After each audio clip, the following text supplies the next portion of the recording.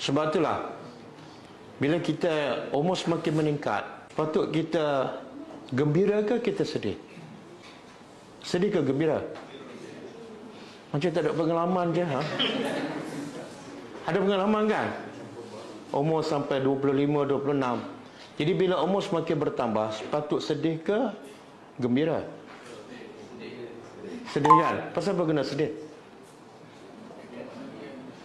Sebab bila umur semakin bertambah, makna kematian semakin dekat. Betul tak?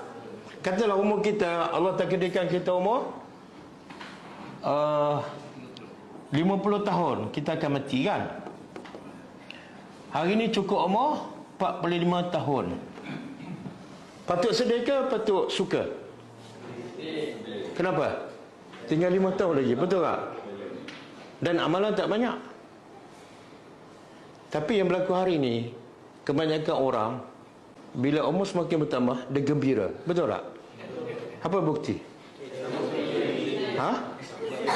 Sambut hari jadi kan? Sambut tu suka ke sedih? Jadi masuk akal tak? Semakin nak mati, semakin suka. Masuk akal tak? Semakin nak mati, sepatutnya semakin sedih. Manusia semakin dekat nak mati, semakin suka. Itu perkara ajaib. Pelik bin ajaib. Buat kek lagi, tiup lilin lagi. Gembira kan? Tengok-tengok tiup lilin yang ke-45, mati masa tu. Betul tak? Cuba fikir-fikiran.